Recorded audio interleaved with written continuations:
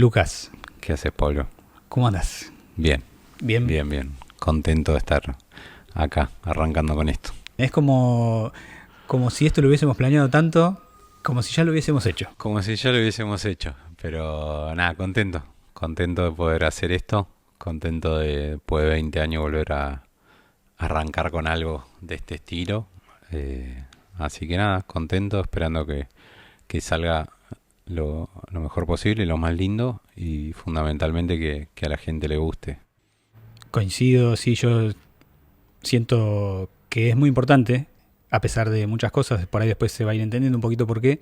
En lo personal, por estar trabajando con vos, que sos un amigo de hace años, décadas, y que muchas de las cosas que hicimos nos dieron grandes satisfacciones y marcaron también gran parte de por lo menos mi vida, y siempre las recuerdo y creo que ahí es donde tengo que volver a hacer esto que estamos arrancando hoy, que espero que sea un lindo ciclo, Sí, que, va a que estar espero que, bueno. como dijiste, que a la gente le guste y por sobre todo que se entienda por qué estamos haciendo esto y por qué queremos hacerlo, ¿no? Mucha gente pone la energía, pone su tiempo, pone su plata en hacer eh, miles de actividades. A mí, digamos, como parte de mi trabajo, pero también como parte de mi militancia, es esto lo que más me interesa, lo que me mueve. Que nos volvamos a encontrar, si bien no seguíamos viendo, digamos, pero que nos volvamos a encontrar con cámaras, con luces y con el trabajo de preproducción que se hizo para poder llegar a esto y más sobre un tema que por lo menos en lo particular trabajo hace ya casi 20 años y hacerlo con vos, que siempre te dije lo mismo, me gusta mucho la forma de laburar, la dedicación que le pones, que te haya interesado en el tema y que lo podamos hacer, nada, está bueno y seguramente a la gente le va a gustar porque nada, lo estamos haciendo con un sentido que es importante. Vamos a intentar de que salga todo bien y que se escuche bien y además que se entienda, ¿no? Esto. ¿Y Sí. por qué, de qué vamos a hablar en estos programas que vamos a hacer, en estos podcasts? Mira, yo el título que le pongo a esto, si querés, vamos a hablar de héroes, de personas comunes que hicieron la tarea que ellos asumieron que querían hacer, eh, aceptando los beneficios y aceptando los riesgos que llevaba a hacer una tarea, que la llevaron con responsabilidad y que generaron un cambio en particular, en algunos casos de la sociedad italiana, pero creo que en algún punto en la sociedad mundial. Cuando empecemos a conocer más las historias, vamos a saber que muchas de estas personas que enfrentaron a un fenómeno como es un fenómeno humano, un fenómeno social como es el crimen organizado, vamos a poder ver que llevaron adelante una tarea que cambió el poder judicial, que cambió a la comunidad italiana, que cambió a la comunidad mundial cuando el fenómeno se globalizó y que creo que todavía podemos seguir aprendiendo mucho de esas personas, desde lo práctico que hicieron en la tarea que tenían, pero después práctico también de esto que te digo, de quizás los héroes modernos sean personas comunes que hacen lo que las personas comunes hacen, eh, y, y nada más que con hacer lo que se asume, con la responsabilidad que eso lleva, las responsabilidades asumidas, quizás eso también ayuda a cambiar el mundo. Coincido con lo que vos decís y me parece que estas personas, o mejor dicho, no por nada se eligió hablar de una persona en particular que hizo mucho por luchar contra el crimen organizado, que también, no sé si preguntar, ¿es lo mismo mafia, crimen organizado, mafia? Hoy en términos generales sí se podría hablar de lo mismo. Mafia es un concepto que surge a mitad del siglo XIX en Italia, referido, digamos, con una organización criminal característica de mitad del siglo XIX. Hoy es mucho más compleja, pero es el término que se utiliza puntualmente para hablar en Italia de las organizaciones criminales. A nivel mafia, en Italia hay cuatro, particularmente, que están en las regiones del sur, la Camorra en la zona de Campania, que es nosotros conocemos mucho Nápoles, la zona de Calabria del sur, que la organización se llama la 'Ndrangheta, y la Cosa Nostra, que es de Sicilia, y la Sacra Corona Unida, que es la nueva, digamos, la última que surgió, que están en el tacón de la Bota de Italia, que son las 4 organizaciones mafiosas que están en Italia. Si bien hubo distintas investigaciones en Roma, digamos, sobre otro tipo de banda, las 4, digamos, tradicionales de Italia son estas 4, y lo podríamos referir a lo que serían organizaciones criminales a nivel mundial. Después, bueno, cada organización a nivel mundial, cada organización criminal compleja a nivel mundial tiene su particularidad. Siempre escuchamos hablar de la mafia rusa, la mafia china, los cárteles mexicanos, los cárteles colombianos. Bueno, hoy los fenómenos del crimen organizado están en todos lados.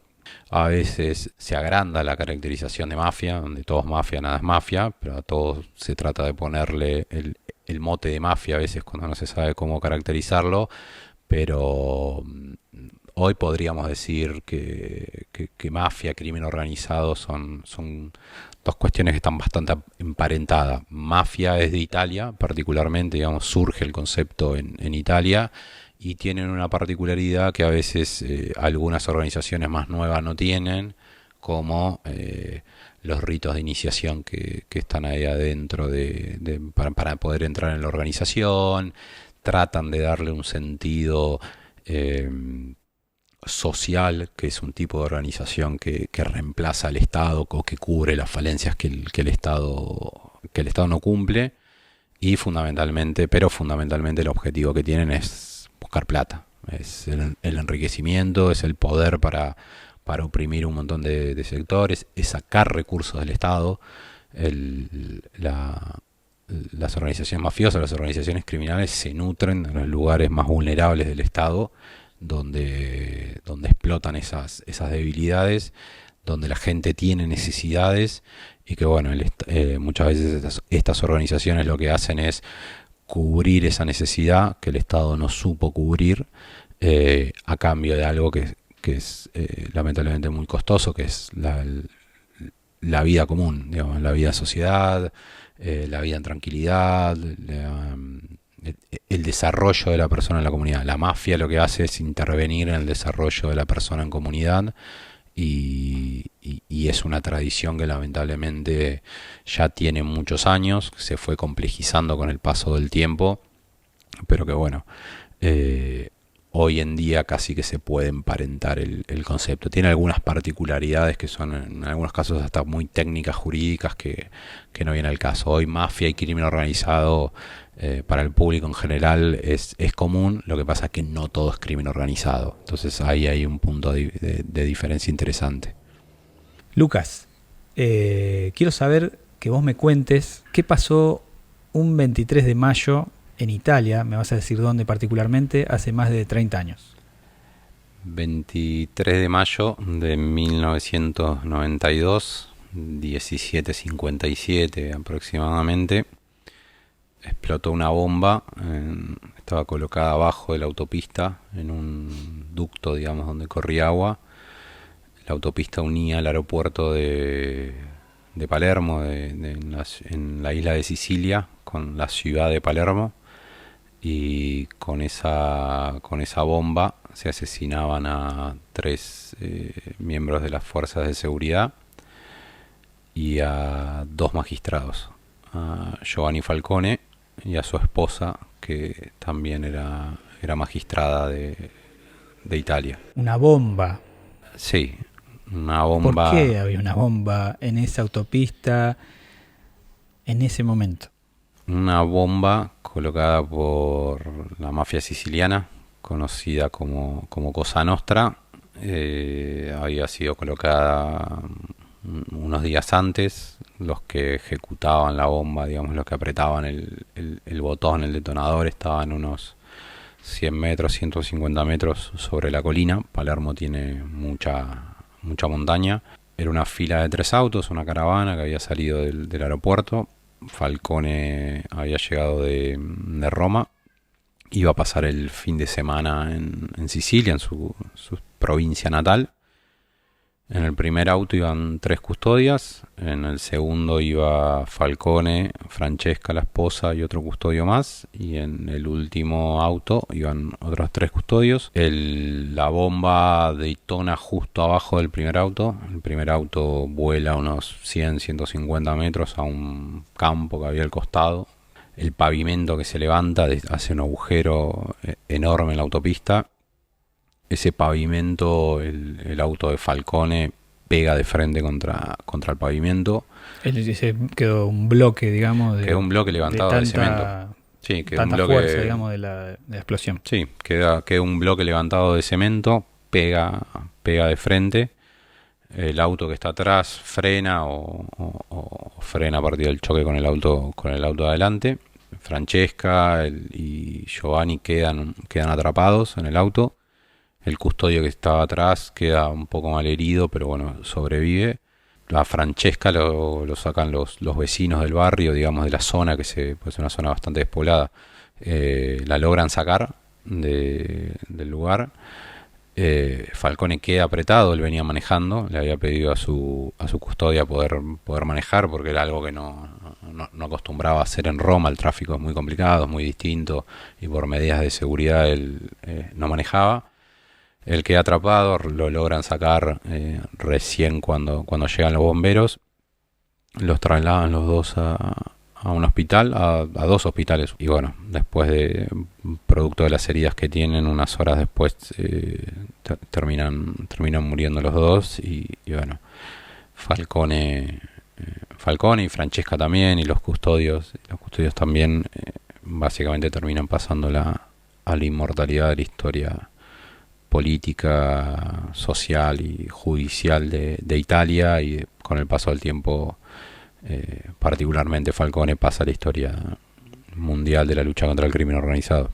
A partir de ese hecho final, digamos, pero ¿por qué semejante atentado, ¿no? a la vida de él particularmente, tan exagerado quizá, o no sé? Exagerado no sé, porque la Cosa Nostra ya había cometido varios atentados. De hecho, a otros magistrados los había asesinado de la misma manera, y los había asesinado en el centro de la ciudad de Palermo, digamos. O sea que era algo común, digamos, que la Cosa Nostra hubiese empezado a colocar bombas para matar objetivos que tenían. ¿Por qué Falcone? Porque era un magistrado de los que mejor había entendido cómo funcionaba la mafia, que había llevado adelante varios procesos judiciales contra varios mafiosos, había puesto digamos, un poco de luz, o bastante, sobre los vínculos que la mafia tenía con el empresariado, que la mafia tenía con la política, que la mafia tenía con distintos sectores. Era algo que hasta ese momento poco se había conocido. Era particularmente el que llevó adelante el primer megajuicio contra la mafia siciliana. Más de 300 mafiosos, Falcone con otros magistrados más, habían llevado adelante una investigación de varios años que termina coronado por la colaboración de un colaborador de la Cosa Nostra, que había decidido colaborar con la justicia.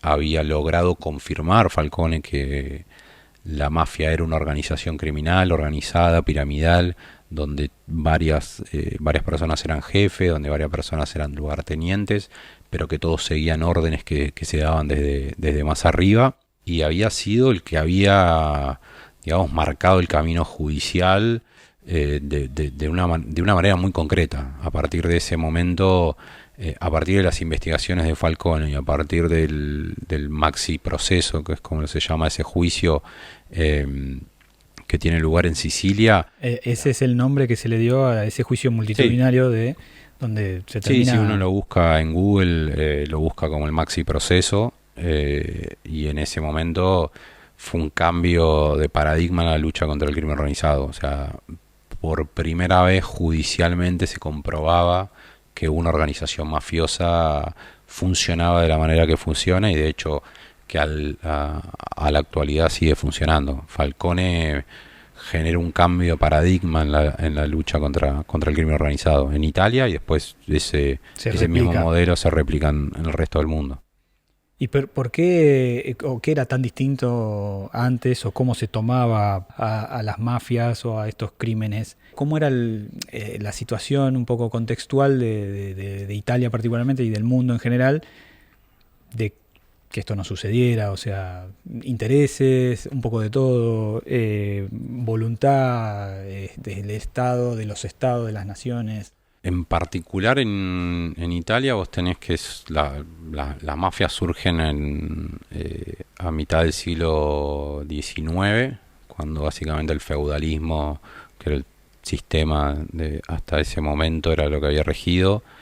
Italia empieza un proceso de unificación, que de hecho empieza en Sicilia y después va subiendo por la península. Las organizaciones hasta ese momento llevaban un proceso de extorsión, donde los más fuertes imponían la ley, donde a veces el Estado tenía las mismas prácticas que tenían ese grupo de gente que imponía, digamos, la ley a la fuerza.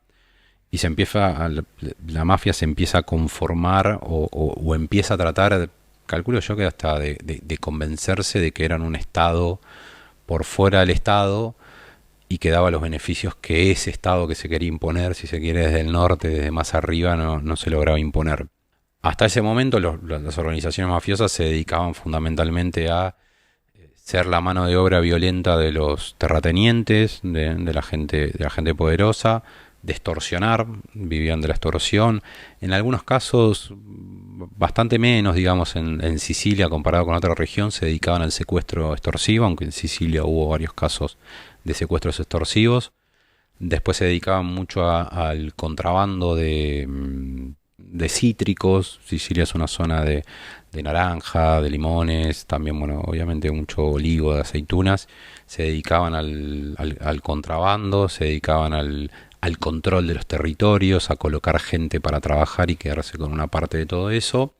Y eso cambia después de la Segunda Guerra Mundial. Sicilia queda, como la mayor parte de Europa, queda bastante destruida y empieza todo un proceso de reconstruir nuevamente un Estado, que en ese proceso en Italia se llama la Primera República, que es cuando se conforma la Primera República en Italia, y empieza un proceso nuevo que la mafia empieza a dar saltos de calidad en el sentido de recaudación.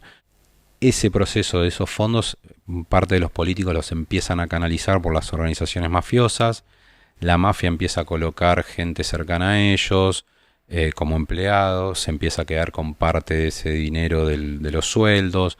Por el otro lado también obligaban a la gente en las elecciones a votar a los partidos políticos que le habían dado esos contratos a la mafia. Los desarrollos inmobiliarios que empiezan a hacer la mafia eran estéticamente horribles, de muy baja calidad. Empieza toda una destrucción de lo que es el patrimonio cultural e histórico de Sicilia, edilicio, que era bellísimo. Todavía alguna parte se conserva, pero todo eso se empieza a destruir. Esos tiempos se los llama lo que es el saqueo de Palermo, porque empiezan a demoler y empiezan a quedarse con esa reconstrucción horrible que empiezan a hacer. La hacen mal, se empiezan a quedar con los fondos, pero después empieza a dar un salto de calidad cuando el narcotráfico, el consumo de drogas se globaliza a nivel mundial. En primer lugar con la heroína. Sicilia ocupa un lugar bastante estratégico porque está cerca de las costas de Francia, donde está la mafia corsa. Después también tenés Turquía, que era un lugar de cultivo de opio muy muy grande. Parte de la organización mafiosa de la Cosa Nostra estaba radicada en los Estados Unidos, en Nueva York. Hay varias películas que muestran, digamos, cómo es ese desarrollo. Conocidas por todos. El Padrino, Buenos Muchachos, bueno, hay varias, Goodfellas, hay varias de ese estilo.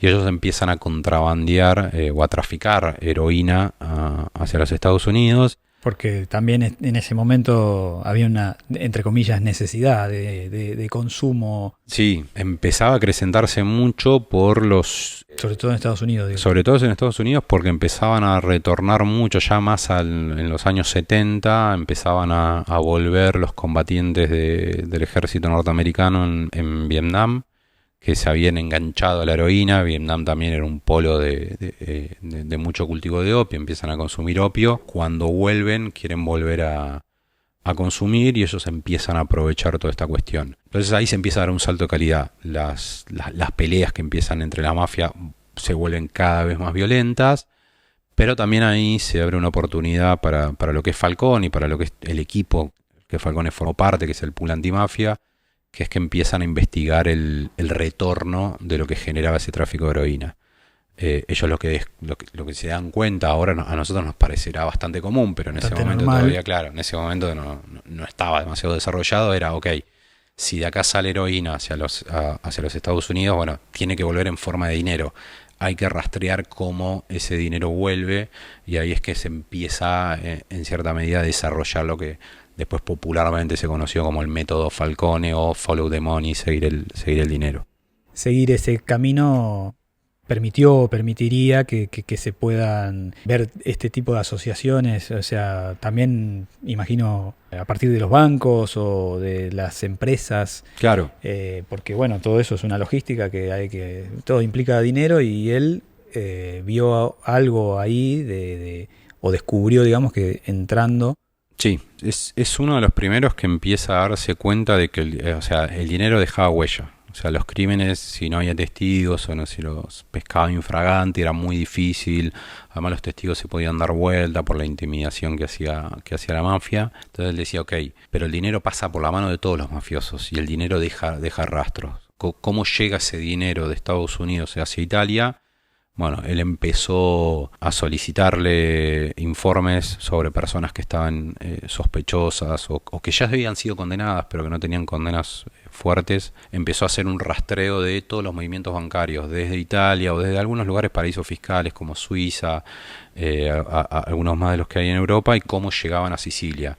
Una de las primeras medidas que él lleva adelante es pedir un informe sobre un montón de personas a casi todos los bancos y a casi todas las casas de cambio de Sicilia durante un cierto periodo de tiempo, y empieza a reconstruir el movimiento fundamentalmente por dónde pasa el dinero, por qué personas pasa el dinero, para saber qué lugar ocupa cada una de las personas dentro de la red criminal que se extendía desde Sicilia a Francia, a España, a Brasil, a Colombia, a Estados Unidos, a Suiza, y ahí empieza a reconstruir la telaraña que es el entramado de la Cosa Nostra. Un poco eso también lo logra hacer cuando su jefe, digamos, dentro de lo que era Palermo, Rocco Chinichi, que es un magistrado que unos años después termina asesinando a la mafia, que había llegado a ese lugar cubriendo a otro magistrado que también había asesinado a la mafia, que era Cesare Terranova. Él lo que decide hacer es no investigar casos por separado, sino que todos los magistrados, él reúne a un grupo de magistrados, el pool antimafia,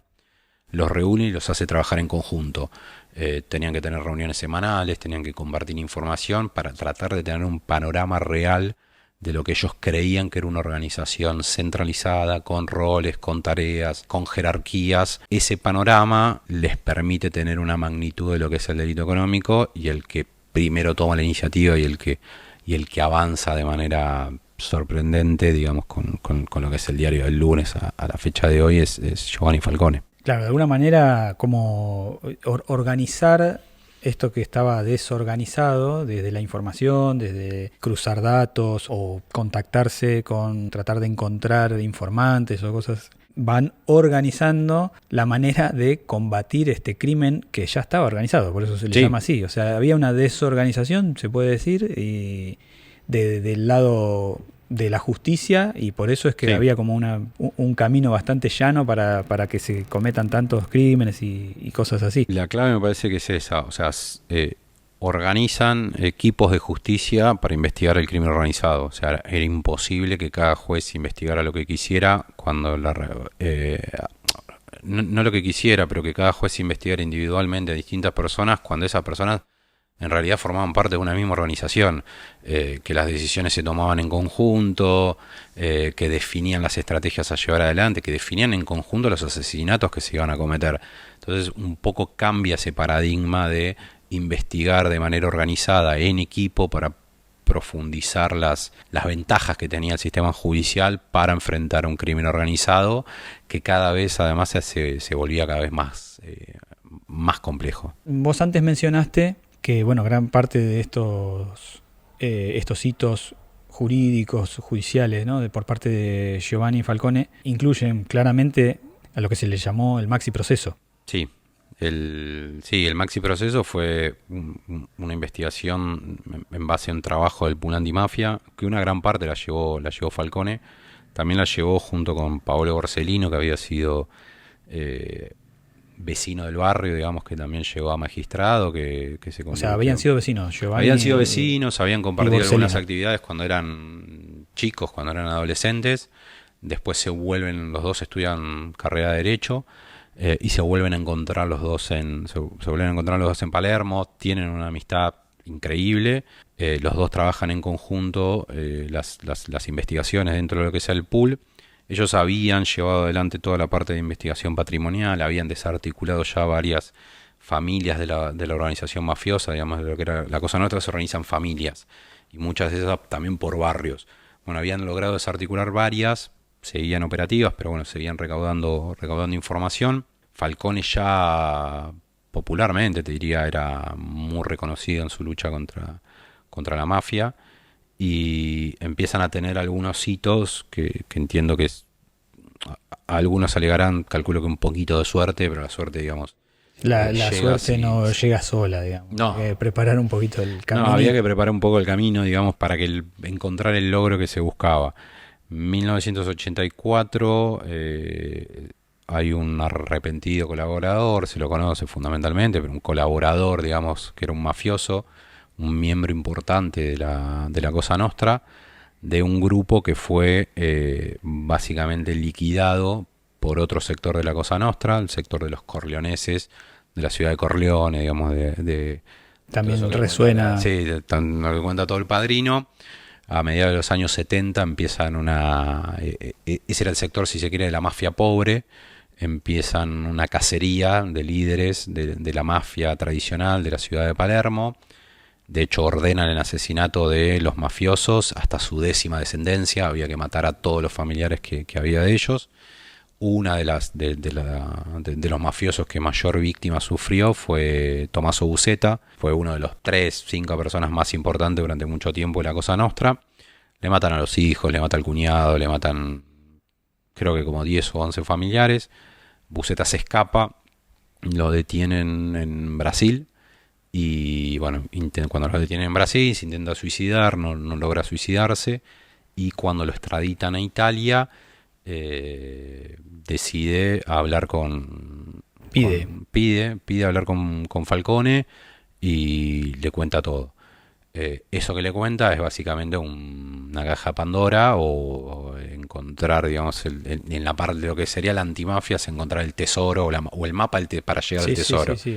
Le cuenta cómo la Biblia del... Sí, bueno, más o menos, porque de hecho le cuenta cómo se afilian, cómo se generan los nuevos miembros, el juramento que tienen que hacer con sangre, con una estampita, quemando. Por eso lo de la Biblia puede ser, Sí, ¿no? sí, por eso digo, sí, algo místico. La mafia usa mucho de las cuestiones sacras, digamos, como para tratar de dotarse de un ritual o de dotarse de una historia que la verdad que nunca tuvo. Esa cuestión de que la mafia tiene código, que la mafia no toca a los chicos, que la mafia no mata a las mujeres, nunca existió. Medio como, no, nunca existió. Como para el cuentito, pero no. No, nunca existió. No, de hecho, de las primeras víctimas que tuvo la mafia, allá por 1860 y pico, fueron mujeres, fueron niños. Sí, siempre fue. De hecho, bueno, uno de los crímenes más brutales que tuvo la Cosa Nostra en los años 90 fue el hijo de un mafioso que decidió colaborar con la justicia. Lo tuvieron encerrado 2 años hasta que lo mataron y lo leyeron en ácido. Digamos, esa fantasía que muchas veces de ese código no estaría resuelta. No, nunca. Esa fantasía que a veces tiene la gente no existió nunca. Nunca existió en la mafia. Eso fue un invento, si se quiere, de Hollywood, que los mismos mafiosos trataron muchas veces de difundir, pero que en la realidad nunca se llevó adelante. Pero bueno, volviendo a Buscetta, cuando habla con Falcone, está encerrado 2 semanas, digamos, contándole todo, de cómo se afilian, de cómo estaba organizada la Cosa Nostra, de qué crímenes había cometido la Cosa Nostra, en los cuales quién había participado en cuál. La realidad es que no es un término para decir que Tommaso Buscetta era un arrepentido, porque bueno, básicamente él decide colaborar con la justicia cuando lo detienen, y después de que le habían matado 11 familiares, básicamente no tenía escapatoria, o lo detenía el Estado, o en algún momento la facción de los corleoneses lo iba a cazar y lo iba a terminar matando. Pero ese golpe de suerte, si se quiere, pero que estuvo generado por todo el trabajo que había hecho Falcone y la imagen que se había grajeado hasta en los mafiosos de reconocer que este era un tipo derecho y que trabajaba, es el golpe de calidad que viene a cerrar algunos puntos grises que todo ese informe enorme que habían hecho de trabajo Falcone y el resto del pool antimafia permite llevar al maxi proceso. No fue una cosa fácil. Maxi proceso, cuando Buscetta sale en los medios que Buscetta se convierte en un colaborador, la mafia empieza a presionar, matando un montón más de gente, mafiosos, miembros de las fuerzas de seguridad. Nada, empieza toda una cuestión para tratar de desactivar eso. Falcone con Borsellino, que eran los encargados de hacer la elevación a juicio para poder llevar a los 300 y pico de mafiosos que habían detenido, más los que estaban todavía prófugos. El Estado italiano, para garantizarle su seguridad, lo traslada a Falcone, lo traslada a su mujer, a Borsellino con su mujer y sus hijos a una cárcel, en una isla. A una cárcel. A una cárcel. Porque o sea, era el los lugar... encarcela, no, casi. No, los transfiere a una parte de la cárcel, donde... La parte linda de la cárcel. Ponele que sí, digamos, ahí ellos contaban que bueno, por lo menos desde la cárcel se veía el mar. Ajá. Deciden trabajar ahí encerrados. Pero era seguro. Pero era seguro.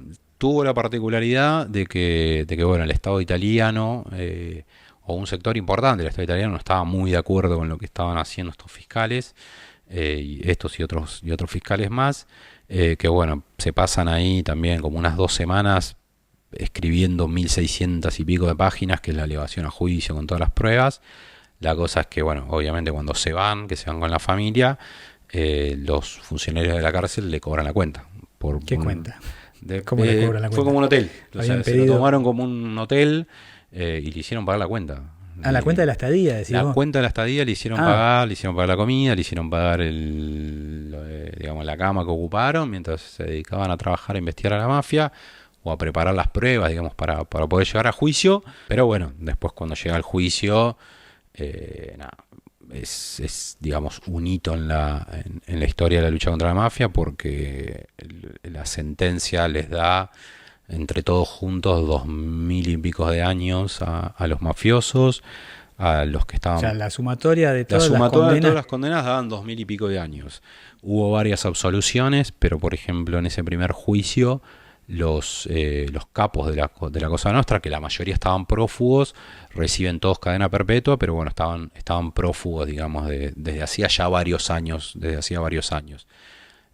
Esa sentencia, además de esta mega condena que se produce, demuestra o certifica lo que se llamó en la jerga el teorema Buscetta, que era de que la mafia era una organización piramidal, centralizada, donde se distribuían las responsabilidades, donde se tomaban las decisiones, la tomaba dependiendo qué cosa la tomaba cada persona.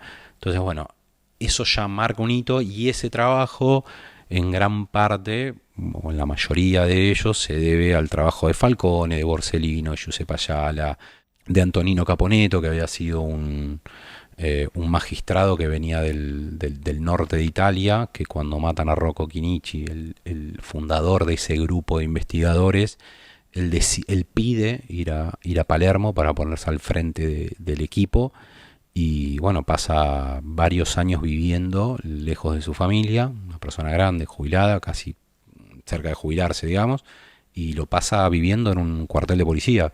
En ese momento era un riesgo para cualquiera que investigaba la mafia, para cualquiera que iba en contra de la mafia, era un riesgo serio pisar la calle. Entonces, bueno, fue el maxi proceso fue una locura. Hoy todavía, si vos ves las imágenes de la cárcel, se tuvo que hacer la sala de juicio, se construyó a cero. Por ejemplo, se la construyó a prueba de ataque de misiles.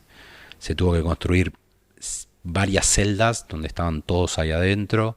Tenía que tener miles de bancos para que los abogados de cada uno de los, 300 300 típicos acusados, la parte del Estado, los jueces, en un momento también habían hecho, o sea, vos tenías el tribunal titular y el jurado titular. Bueno, generalmente tenés uno o dos suplentes, digamos, por cada uno. Bueno, acá se había preparado un jurado completo y un tribunal completo aparte, porque se había que reemplazarlo. Fue una locura, duró más o menos 2 años y fue un hito obviamente que para Italia, para la lucha contra la mafia. Y hoy, digamos, cualquier persona que investiga la temática es casi, te diría, un hito fundacional también de la lucha contra la mafia. Tuviste varias cosas antes también, pero ese juicio y esa sentencia fue para el mundo, digamos, un cambio de paradigma. Y fue un cambio de paradigma en muchos sentidos, imagino, pero digo, ¿cómo se siguió después de esto? Porque acusar y condenar también, ¿no? De esa forma a estas organizaciones tan establecidas, ¿no? En la sociedad, incluso hasta para la gente común. ¿Qué deviene después de todo eso, ¿no? Porque entiendo que no habrá sido... Una cosa es terminar las condenas y otra cosa es lo que viene después. Para lo que es la vida de Falcone vienen cambios importantes. Él, en su momento, en plena investigación de todo eso, en los años 80, conoce a quien va a ser el amor de su vida, que es Francesca Morvillo, una jueza.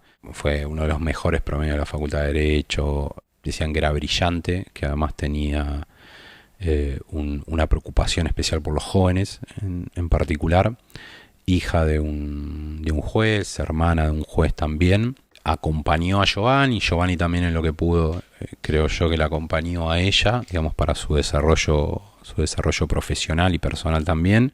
Habían decidido no tener hijos. Falcone decía que no se traían huérfanos al mundo. Yo no sé si él sospechaba que podía terminar como terminó. La verdad que no era ilógico, digamos, claro, en el mundo que se estaba viviendo en esa época en particular en Sicilia. Ellos después tienen un hecho donde, bueno, ellos están de vacaciones en una casa en la playa y las fuerzas de seguridad que estaban a cargo de la custodia de los dos encuentran un dispositivo, una bomba, digamos, que por suerte no explotó, que también a Falcone lo preocupa mucho porque llegan muy muy cerca, digamos, de poner en riesgo su vida y la de ella. Era muy sofisticado también de la manera que era el dispositivo, entonces también empieza a sospechar que hay sectores de los servicios secretos o fuerzas corruptas, digamos, del Estado que podían haber estado colaborando con la mafia.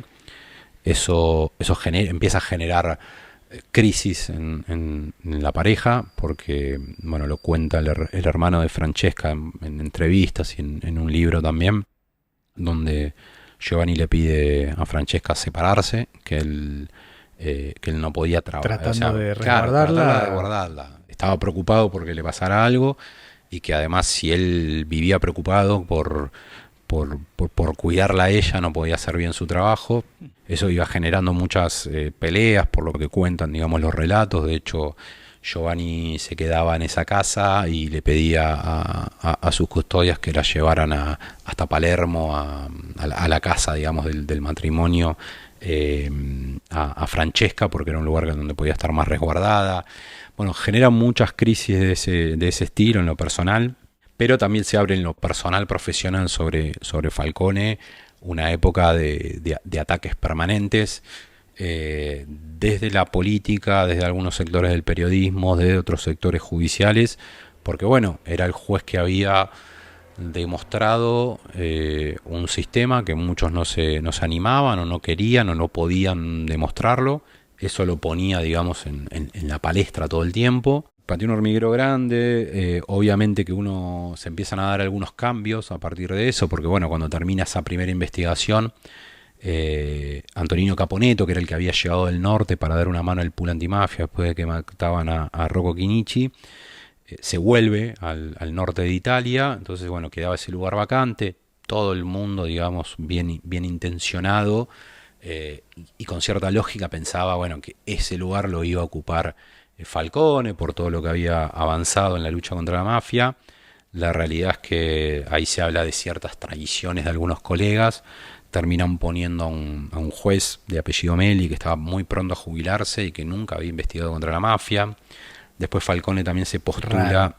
Sí, la verdad es que eso todavía nunca se pudo bien saber bien qué pasó. Parece que la mala política metió la cola, que algunos jueces muy celosos del lugar público que había ocupado Falcone. Después esa nueva persona que asume la dirección del pool antimafia decide disolverlo, entonces empieza a repartir causas como era antes del pool antimafia, que se investigaba de manera descoordinada la mafia. Y bueno, y después también empieza una serie de tropiezos en el sentido de que Falcone se empieza a postular para otros cargos y también no lo eligen de manera arbitraria. La prensa también empieza a hablar de que Falcone tenía intenciones políticas atrás, de que quería fama para poder llegar a ciertos lugares. El atentado, el ataque, Falcone había llegado a sufrir. Digo, Falcone en general, todos los jueces que en ese momento luchaban contra la mafia, pero la figura rutilante era Falcone, llegaron a hacer publicaciones en los diarios donde cartas de lectores supuestamente pedían que trasladaran a las afueras de Palermo a los magistrados porque las sirenas de policía de los custodios molestaba el circular normal o la vida cotidiana de los ciudadanos de Palermo. El tipo vivía con 6-7 custodias, pero aparentemente molestaba el ruido de la sirena y el riesgo de vivir con un tipo que él era el que arriesgaba su vida. Entonces nada, va teniendo una serie de tropiezos que, si bien no lo desaniman, entiendo yo que lo afecta mucho, obviamente, en lo personal, hasta que en un momento él acepta un cargo en Roma, en el Ministerio de Justicia, para diagramar la estrategia nacional de lucha contra la mafia. Él, de hecho, es el que promociona la creación de un organismo estilo FBI, que es la DIA, la Dirección de Investigaciones Antimafia. Empieza a promover alguna serie de leyes para que los mafiosos que estaban en la cárcel nos sigan dando órdenes hacia afuera.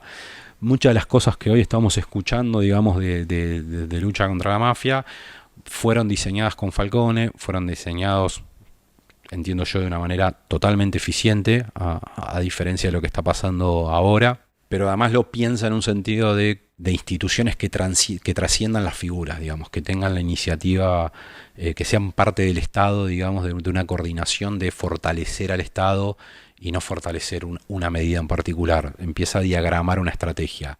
Y ahí, bueno, es el último cargo que él ocupa. Vive en Roma con Francesca hasta el 23 de mayo de 1992. En el medio, obviamente, antes de irse a Roma, siguió haciendo un montón de investigaciones. Falcone llegó a investigar a la mafia siciliana con vínculos con Tailandia. A veces ha tenido que viajar a otros países a tomar testimonio a otros arrepentidos colaboradores. Hay supuestamente registro de que en algún momento vino también a la Argentina, por ejemplo, a tomar a recoger información para poder continuar con las investigaciones de la mafia. Fue una dedicación al trabajo y a la responsabilidad que él había asumido como magistrado en la lucha contra la mafia, que las víctimas que tuvo la mafia, creo que todos habían asumido ese mismo compromiso. Entiendo yo, por todo este tiempo de investigar lo que es y de formar parte, si se quiere, de un movimiento de lucha contra la mafia. Creo que fue el que le dio el toque, el salto de calidad cuando investiga el método Falcone de perseguir el dinero. Ahí es el cambio, y eso sí se le debe a una persona que entendió económicamente, culturalmente, simbólicamente, políticamente, jurídicamente un fenómeno que es totalmente complejo, que no tiene que ver exclusivamente con la cuestión judicial, que no tiene que ver exclusivamente con la cuestión de la seguridad, sino que tiene que ver con una cuestión de ser un fenómeno social complejo, como es el crimen organizado complejo, y él lo que pregonaba era que tenía que tener soluciones que se efectivicen, pero que seguramente iban a ser soluciones complejas a un fenómeno complejo. Ese es el cambio de calidad, de visión estratégica que él tiene, y que por suerte se replicó en Italia y que hoy en día se está expandiendo por todo el mundo. Bien, es complejo, ¿no? Como decías vos, muy, muy complejo. Pero yo quiero preguntarte, ¿qué es Falcone? Falcone, con muchos de la lucha, la historia de la lucha contra la mafia, en primer lugar era un hombre común. Era un hombre común que estudió, que se formó, que se capacitó, que decidió hacerse cargo de las responsabilidades que había tomado. Él, digamos, no tenía intención de mártir, era un tipo que quería mejorar las condiciones de vida, que las personas que estaban a su alrededor vivieran con dignidad, que la comunidad viviera con dignidad, que se cambiara esa lógica de convivir, de tener que convivir con la mafia. Pero fue un trabajador, un tipo que se levantaba, que laburaba y que hacía lo que su tarea lo llevaba a tener que hacer. Por eso creo que fue sinceramente un héroe. Seguramente ha tenido miedo, seguramente habría tenido un montón de contradicciones, se le habrá pasado un montón de ideas por la cabeza, pero él había asumido un compromiso, lo había formado, lo había vivido y él lo llevó adelante. Creo que el mayor desafío de la lucha contra la mafia, de este fenómeno, si querés, dentro del crimen organizado, vos podés poner el narcotráfico, la trata de personas, el contrabando, el tráfico de armas, lo que quieras.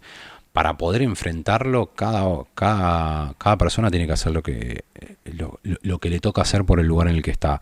Y Falcone no hizo más que eso, digamos. Lo llevó adelante con la brillantesca en la que la pudo llevar una persona como Falcone, sí. Pero creo que en este contexto hoy, que una persona cumpla con lo que la responsabilidad le daba, y a pesar de de los riesgos, de los peligros que tenían, bueno, Falcone lo llevó adelante. Ese es el mayor desafío.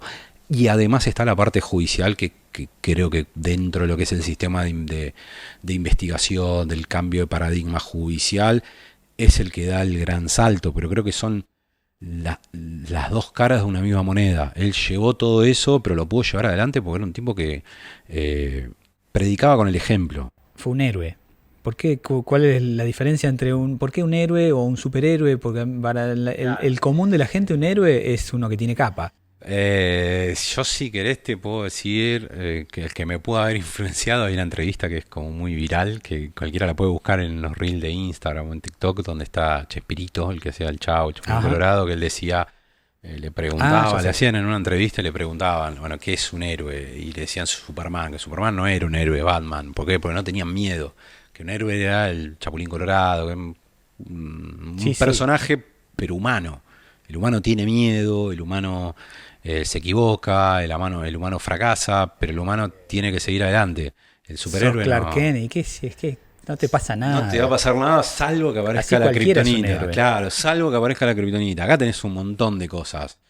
Entonces creo que en esta época, más todavía, se nota la distancia, que una persona así, que cumpla honestamente, con conciencia, el rol que tiene que ocupar, que piense en el bienestar de los que están al lado de las personas para que todos se puedan desarrollar en comunidad, que es la única manera que creo yo que se puede desarrollar.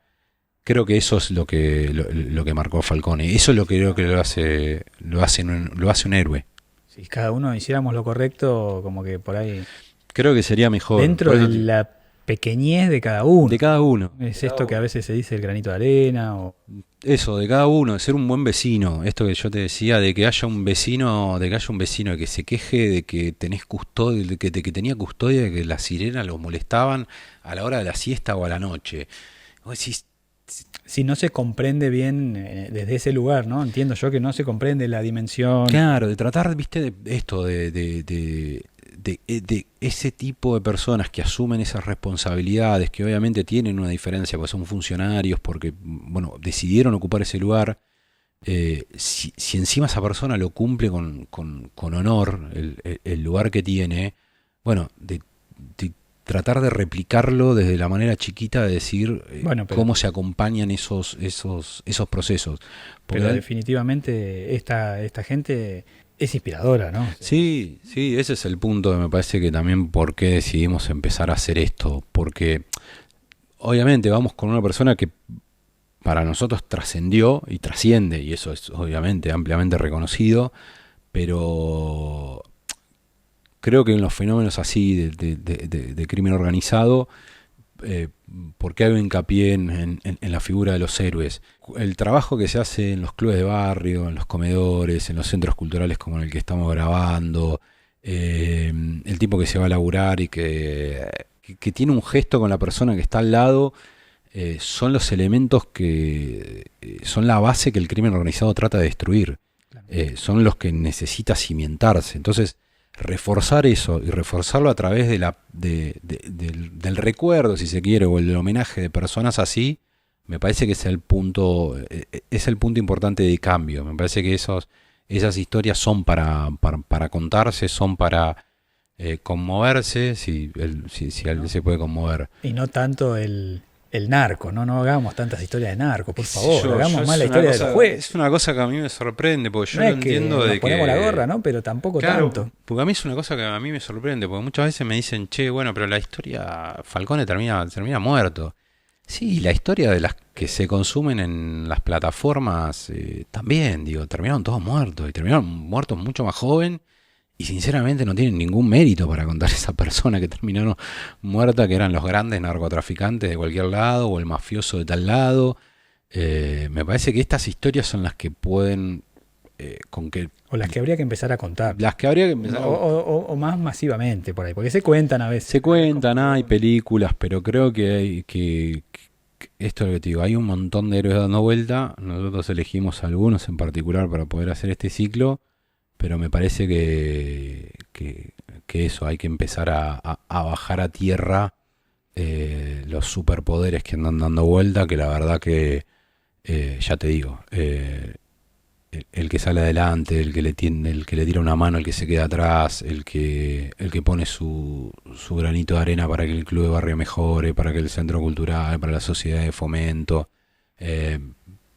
para todo lo que se pueda desarrollar de esa manera. Es la única manera de construir legado. Y a mí me parece importante también arrancar con Falcón este ciclo de charlas, porque es una persona que dejó un legado en las instituciones. Si él hubiese hecho un legado personal y hubiese sido un superhéroe, no hubiese dejado nada, hubiese muerto con él. Y la verdad es que no. Dejó muchísimo en Italia, dejó muchísimo en Europa, y por suerte su idea, su trabajo se está expandiendo por todo el mundo.